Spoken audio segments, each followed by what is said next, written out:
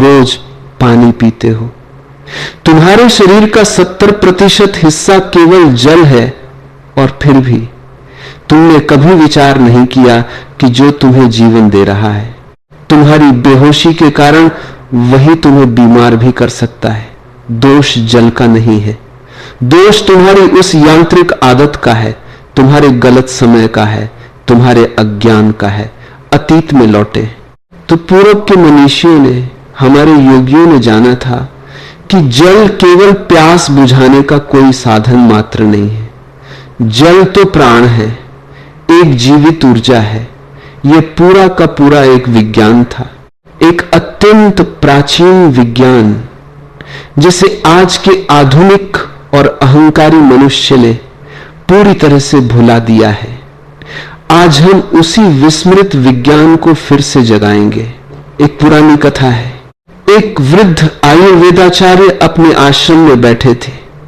एक युवा साधक उनके पास आया, बड़ा थका हुआ, बड़ा बेचैन, उसकी आंखों में कोई शांति नहीं थी।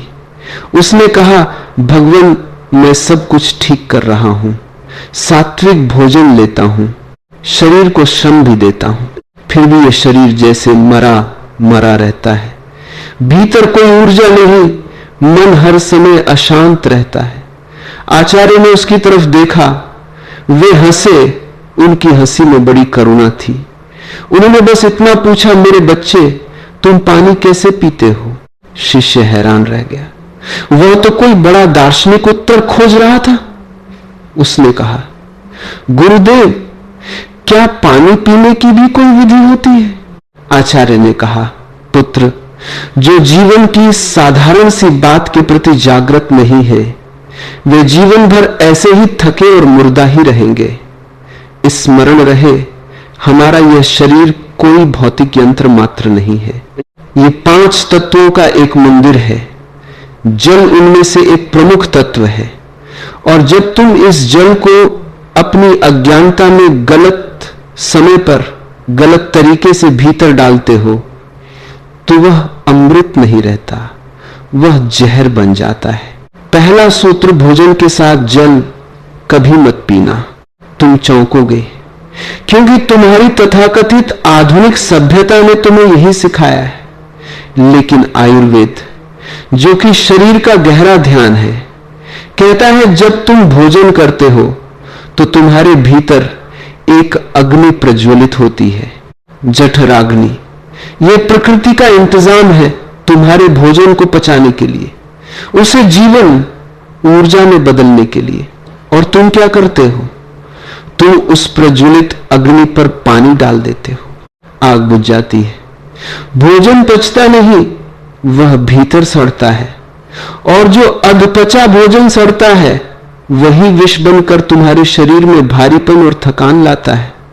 इसीलिए शास्त्रों ने कहा है, भोजन से आधा घंटा पूर्व जल लो या फिर 1 घंटे बाद। दूसरा सूत्र, जल हमेशा बैठकर पियो। तुम कहोगे, इसमें कौन सा अध्यात्म है?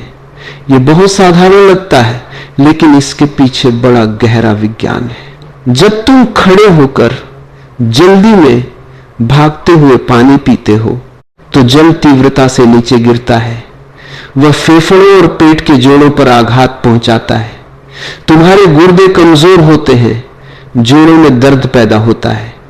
लेकिन जब तुम बैठकर विश्राम में बड़ी शांति से पानी पीते हो, तो शरीर उसे स्वीकार करता है, जल से ही मार्ग से जाता है, तुम्हारी एक एक कोशिका को तृप्त करता है।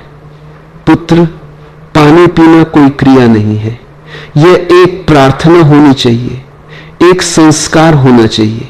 तीसरा सूत्र, सुबह उठकर सबसे पहला सत्कार जल का करो। लेकिन कैसे?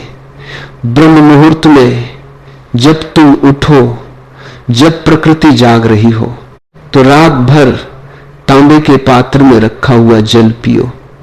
तांबा कोई साधारण धातु नहीं है, वह जल की सोई हुई ऊर्जा को जगा देता है। उसके भीतर ऐसे गुण हैं जो जल को शुद्ध कर देते हैं। रात भर तुम्हारा शरीर, जो एक गहरा रसायन शास्त्र है, भीतर के विकारों को विषों को इकट्ठा करता है। सुबह खाली पेट पिया गया यह तांबे का जल उन सभी विकारों को बाहर बहा देता है। तुम्हारी आंतें शुद्ध हो जाती हैं, त्वचा चमक उठती है, तुम्हारी चेतना निर्मल हो जाती है। पूरब के लोग इसे उषा पान कहते थे, भोर का जल। चौथा सूत्र, ठंडा पानी तुम्हारे शरीर का सबसे बड़ा शत्रु है। आज तुमने अपने घरों में फ्रिज सजा रखे हैं। बर्फ का पानी पीकर तुम सोचते हो कि तुम बड़े स्वास्थ्यवर्धक काम कर रहे हो। यह तुम्हारा पागलपन है। बर्फ का ठंडा पानी भीतर जाते ही तुम्हारी जठराग्नि को मार देता है। तुम्हारा पाचन एकदम से रुक जाता है, रक्त धमनियां सिकुड़ जाती है और तुम्हारे हृदय पर एक अनावश्यक दबाव पड़ता है। प्रकृति के साथ चलो। सामान्य तापमान का जल या हल्का गुनगुना जल, यही शरीर की भाषा है। प्रकृति इसी भाषा को समझती है। पांचवां सूत्र, जल को हमेशा घूंट घूंट पियो, एक साथ गटागट पी जाना। यह पशुओं का तल है, मनुष्य का नहीं। जब तुम एक घूंट लेते हो तो तुम्हारे मुंह की लार उस जल में घुलती है। वह लार तुम्हारे भीतर जाकर जल को क्षारीय बनाती है और यह क्षारीय जल तुम्हारे शरीर की अम्लता को, एसिड को शांत करता है। तुम्हारी जलन दूर होती है, पाचन तंत्र मजबूत होता है।